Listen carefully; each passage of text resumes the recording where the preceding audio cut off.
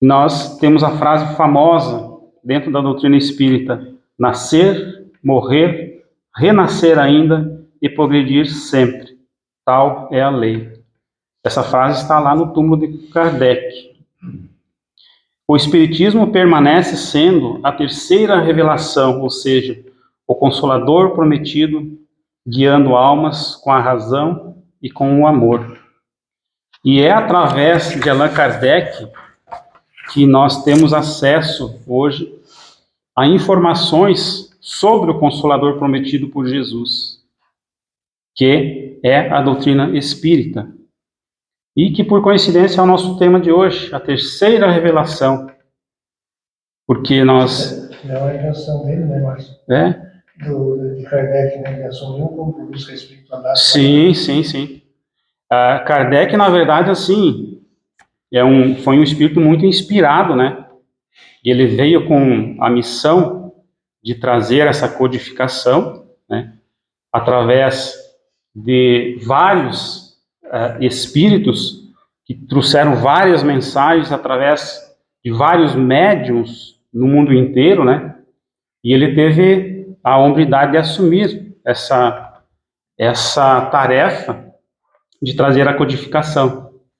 Então nós vamos ver que quando Kardec nos traz a terceira revelação no Evangelho segundo o Espiritismo, muitas dúvidas nossas começam a serem sanadas.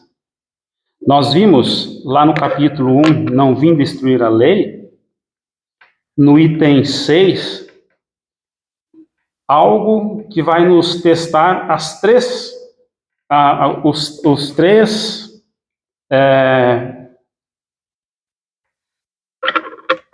vai nos trazer as três revelações. Lá no item 6 diz assim: a lei do Antigo Testamento teve em Moisés a sua personificação. Então, a primeira revelação foi Moisés. Nós estudamos até com o seu Valentim, né? A segunda revelação, quem nos trouxe foi o Cristo. O Espiritismo é a terceira revelação da lei de Deus, mas essa não tem a personificá-la nenhuma individualidade, ou seja, nós não temos um indivíduo, não temos um ser encarnado ou reencarnado na Terra que veio trazer essa terceira revelação, que é a doutrina espírita. O que nós temos? Seres espirituais incorpóreos, ou seja, espíritos que vêm falar, vêm contar o que acontece no mundo espiritual, né? Porque o Espiritismo é a terceira revelação da lei de Deus, mas não tem a personificá-la nenhuma individualidade, porque é fruto do ensino dado não por um homem, mas sim pelos Espíritos que são as vozes do céu. Em todos os pontos da Terra, com o concurso de uma multidão inumerável de intermediários. Nós vimos nessas últimas exposições doutrinárias, que Deus veio revelando progressivamente para a humanidade algumas coisas, né? Ele nunca largou assim de bate-pronto informações que a humanidade ainda não estava pronto para receber. E com o tempo, com o passar do tempo, nós vemos que com Moisés, Deus quis trazer uma versão assim da justiça para o homem. Nós vimos nas exposições passadas que Moisés comandava mais de 600 mil homens, mais as suas famílias, né? Então imaginemos no meio desse povo ladrões, assassinos, mentirosos e daí para frente. Como lidar com essas pessoas? Então Moisés trouxe o rigor da lei. E foi com Moisés que surgiu os 10 mandamentos.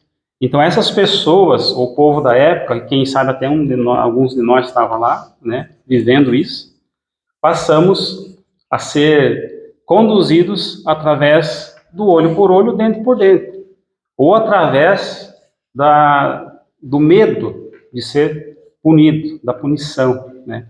Era o que Kardec trazia. Já o Cristo, ele se fundamenta através da lei do amor. Jesus vem no nosso meio dizendo: eu não vim destruir a lei, eu vim sim dar cumprimento, né? E ele também veio trazer uma nova versão da lei. Ele veio nos dizer o seguinte: gente, se no meio de vocês vingar o amor, vocês não vão ter mais ladrões, assassinos, estupradores, não vão ter mais mentirosos, caluniadores, invejosos, não vão ter mais nada que lhes faça mal. Por quê? Porque o que está imperando é a lei do amor. Mas nós, infelizmente, não demos ouvido ao Cristo até hoje. Muitos de nós se intitulam cristãos, mas nós ainda não seguimos 100% aquilo que Cristo veio trazer para nós, que é a lei do amor, como segunda revelação. Então, Jesus trouxe a mensagem do amor, da fraternidade universal e da vida futura. Revelou a misericórdia divina, o papel do espírito imortal, preparando o terreno para uma compreensão mais profunda da espiritualidade. Nós temos alguma compreensão entre nós. Como diz o ditado, ninguém é tongo, né? Neste mundo. Nós, às vezes, queremos ser espertinhos, mas nós entendemos de alguma coisa, né? Nós sabemos de algumas coisas. Por exemplo, assim, quando se fala de reencarnação, todos nós já ouvimos alguém que nunca adentrou numa casa espírita falar que na próxima reencarnação eu quero ser tal coisa, né? Outro dia eu escutei uma colega falando: mas eu na próxima não quero vir mulher.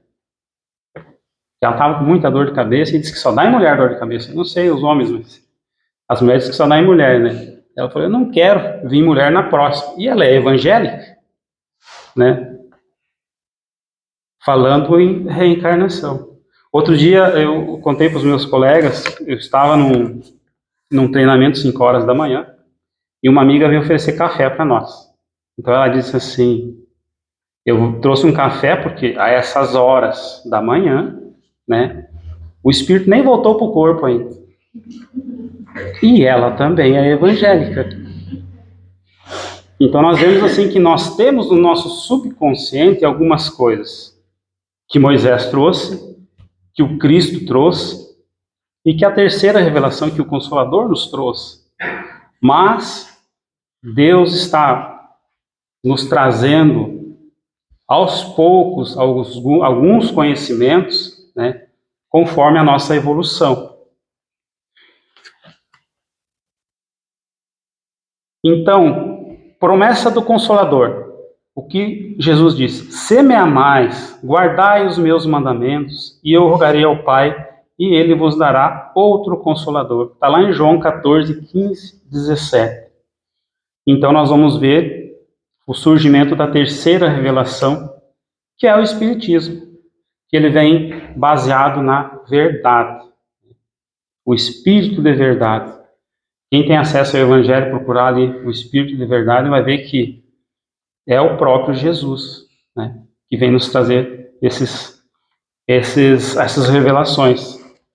Então, codificado por Allan Kardec, né, a doutrina dos Espíritos, o vídeo que nós vimos Allan Kardec, o Espiritismo revela a natureza, origem e destino dos espíritos, explicando as leis que regem o mundo espiritual e suas interações com o mundo físico.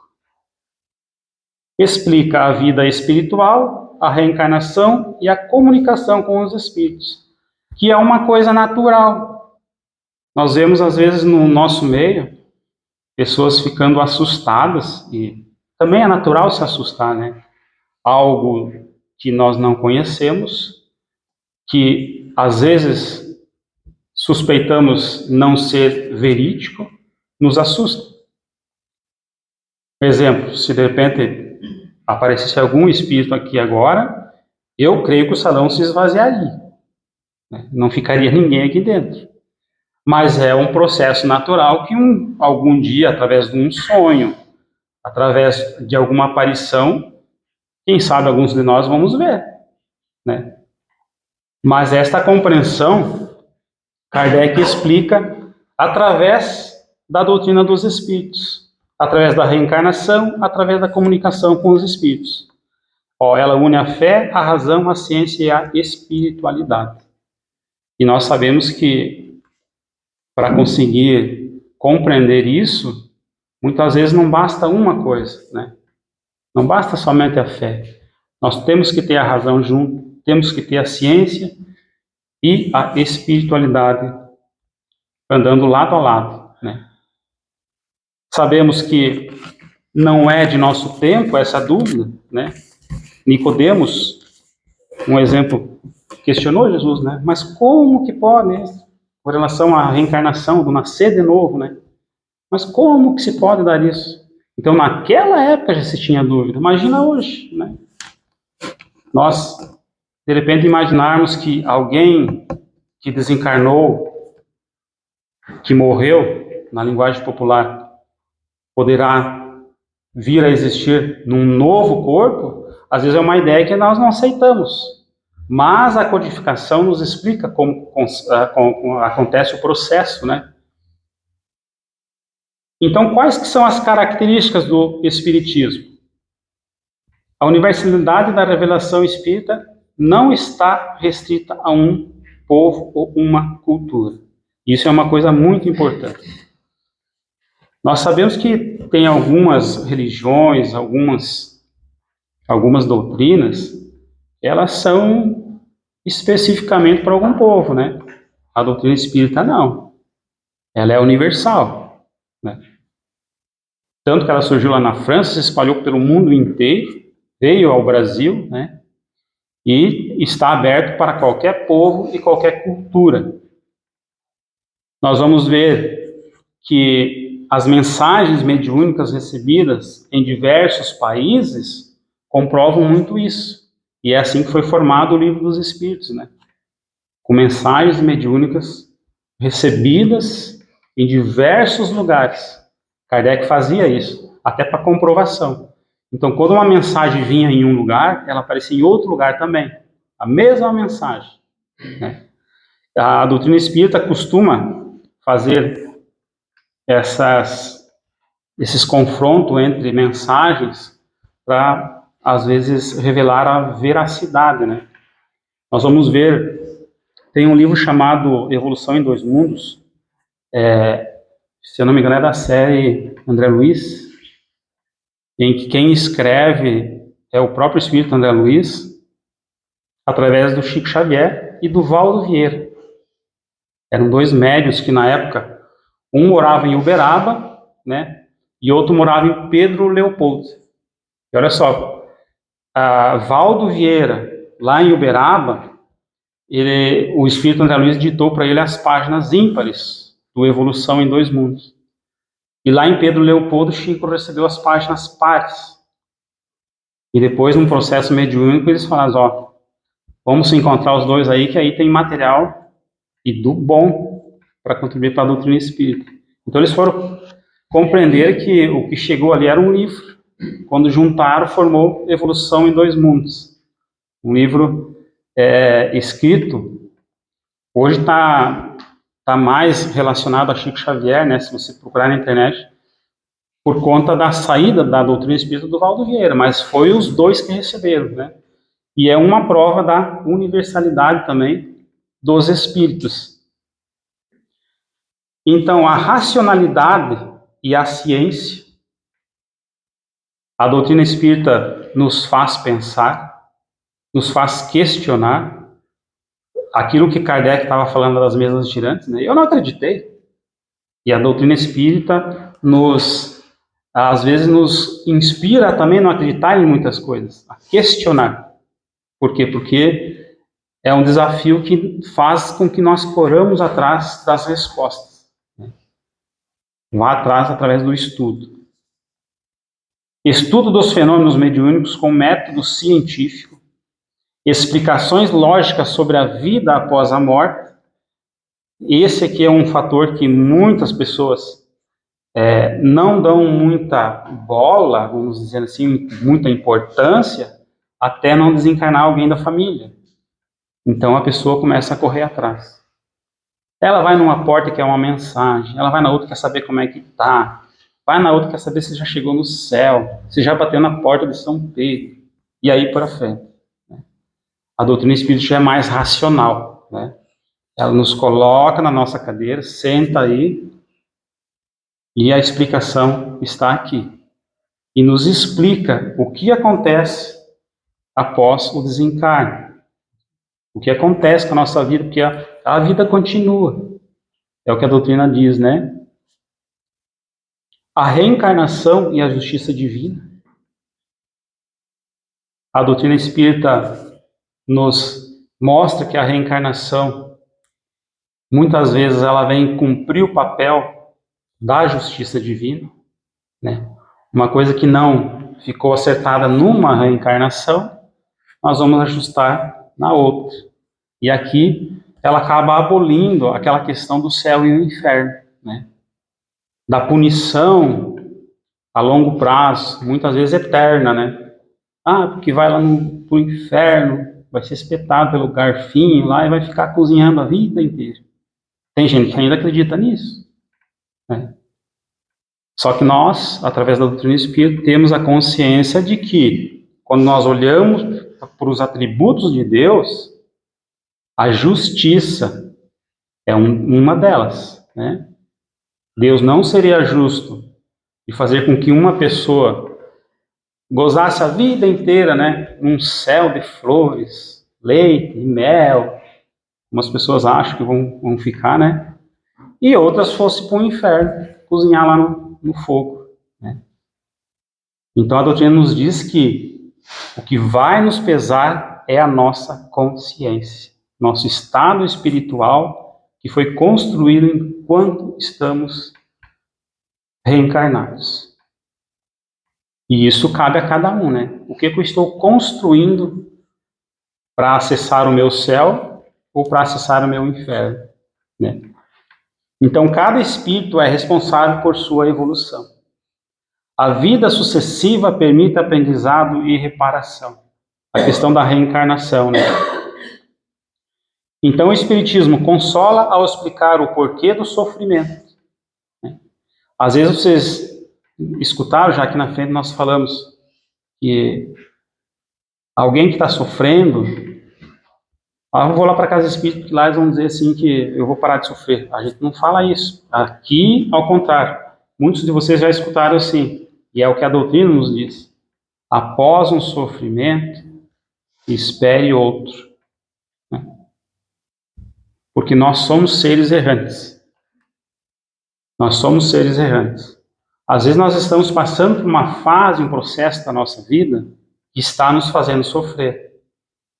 Mas isso passa, né? Às vezes nós ficamos ali 2, 3 anos sofrendo, 2, 3 meses, 2, 3 dias, isso passa e nós, passou. Aí nós sentamos, né? E daqui a pouco vem outro laçaço. E a vida é assim que acontece. Então, às vezes nós passamos por esse sofrimento, estamos num período em que nada acontece. Fique com as suas orações em dias, levante as suas mãos ao céu, né? Porque mais cedo ou mais tarde vai vir um sofrimento. E para que nós não passamos por uma desilusão, porque Deus não está ouvindo as minhas preces ou está me castigando. Não, é um processo natural que nós temos que resolver, né? E esse sofrimento vai passar também, né? E assim é o processo. Então, traz esperança ao mostrar que ninguém está condenado eternamente. Mas tudo isso que eu falei não tem efeito nenhum se não tiver uma aplicação prática, né? E a aplicação prática para a doutrina espírita é a transformação moral. Por quê? Porque o verdadeiro espírita é reconhecido pela sua reforma íntima. O que eu estou fazendo para conseguir mudar esse ser ruim que eu sou. Ah, não, mas eu não sou ruim, Márcio. Se eu me perguntar assim, se o outro estivesse no meu corpo fazendo o que eu faço, será que o outro ia gostar das minhas atitudes ou ia reprovar? Porque assim, uma coisa é nós usarmos a soberba e nos colocarmos num pedestal, né? Que nós não fizemos nada errado. O outro é nós temos uma realidade à nossa frente, nos colocarmos perante da verdadeira vida, que é a vida espiritual, e ter a consciência que tudo nesse mundo me é permitido, mas nem tudo me convém. E quando nós temos essa ideia, a gente começa a separar aquilo que nos joga para um lado que vai nos derrubar e aquilo que nos coloca no caminho que Jesus quer que nós façamos, né? Aí nós vamos parar de, o sino toca aqui, nós vamos para cá. Toca aqui, nós vamos para lá. É o que geralmente a gente faz. Então a prática da caridade, da tolerância e do perdão é essencial para o espírita. O estudo constante das obras, essas 5 obras que foi colocado para nós agora aqui, o estudo delas é essencial. Fora as outras obras subsidiárias que Kardec deixou, né? Outros autores também trouxeram. Evangelização infantil e juvenil, eu coloquei aqui porque também é uma forma de praticar, né, a questão da doutrina do Consolador. Porque uma vez que nós temos os nossos filhos e começarmos a evangelizá-los, nós sabemos que vai ter fases da vida deles que eles vão dar uma escapadinha. Mas a semente foi plantada. A semente do Cristo foi semeada em terra boa. E um dia essa semente irá brotar. E a intenção da evangelização infantil e juvenil é essa. Não que ele se torne agora um espírito que não sai de dentro da casa espírita, não tira o evangelho debaixo do braço, né? É que ele se torne um cidadão de bem e que ele tenha a semente do Cristo semeada em seu coração. Nós temos também na aplicação passes e campanhas de ajudas, que é o que a gente faz aqui na Casa Espírita, né? Que é a prática do tratamento. E o Espiritismo é a ação do bem. Ou seja, o Espiritismo não veio destruir a religião, mas dar-lhe base sólida. É a terceira revelação que esclarece, consola e liberta. Nós vemos que muitas vezes as pessoas vêm aqui para a Casa Espírita e elas querem um milagre, né? Eu quero saber o que eu tenho, como que eu me livro disso, né? Eu quero saber como que eu faço para ter acesso a um ente querido que desencarnou, né? E muitas vezes, quando chega na Casa Espírita, ela é colocada frente a frente com o seu próprio problema e é confrontado quando nós falamos assim que a solução do seu problema está com você mesmo, né? A doutrina espírita vai te dar a base sólida, que é o que diz o nosso texto aqui. Nós, quando estamos fortalecidos no Cristo, nós só precisamos de um incentivo a mais, que é o que o Consolador nos oferece através da doutrina espírita. Eu tenho um texto aqui, olha só, de um espírito israelita, que ele viveu naquele tempo de Jesus e passou por aquele processo também de Moisés. Ele diz assim, numa mensagem que veio na Revista Espírita, que foi que eu citei antes. Ele diz assim: meus amigos, sede espíritas, eu vos conjuro a todos, o Espiritismo é a lei de Deus, é a lei de Moisés aplicada à época atual. Quando Moisés deu a lei aos filhos de Israel, a fez tal qual Deus lhe dera. E Deus a tornou própria aos homens daquele tempo. Depois os homens progrediram, melhoraram em todos os sentidos. Progrediram em ciência, em moralidade. Hoje, cada um sabe conduzir-se, cada um sabe o que deve ao seu Criador, a seu próximo ou a si mesmo. Hoje, pois, é necessário alargar as bases do ensino.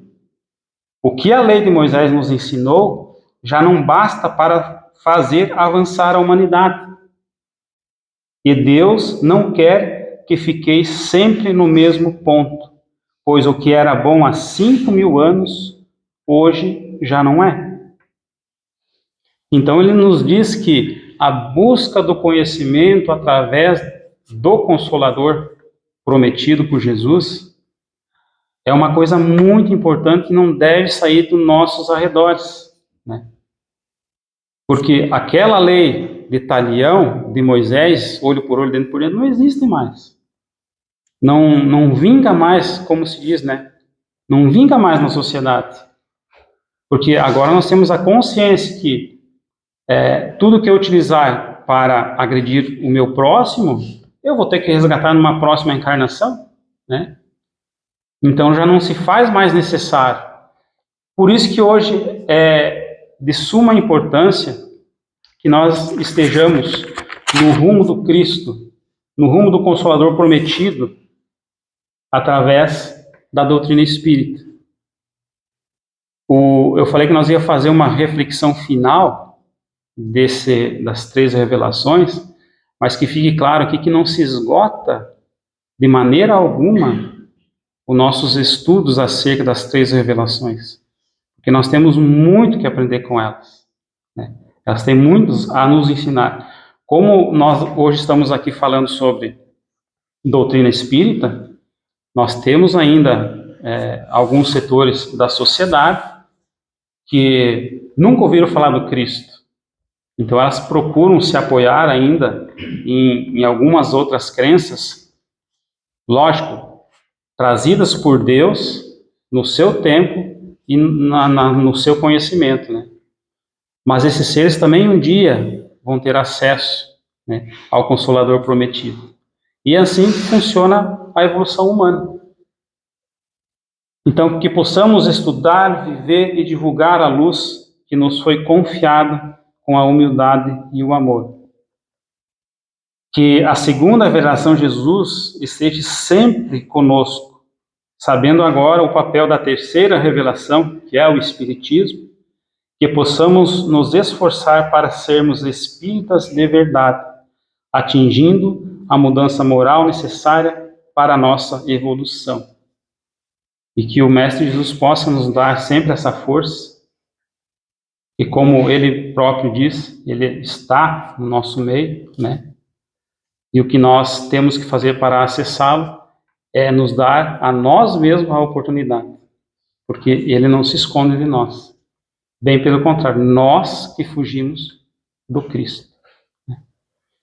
Que eu possa ter me feito entender nessa reflexão que a doutrina espírita esteja sempre aberta a todos que queiram conhecê-lo.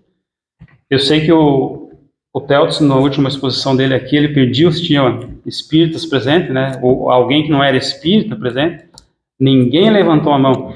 Então, assim, por um lado a gente fica feliz, né, que a doutrina espírita está se espalhando e várias pessoas estão se identificando como espíritas. Mas será que estamos sendo espíritas de verdade? Ou só vemos a casa espírita quando algo nos atrai? E esse algo que ainda precisa ser explicado para nós, porque nós não vamos atrás do conhecimento, né? Então, que possamos explorar esse Consolador prometido que Jesus nos deixou. Que assim seja.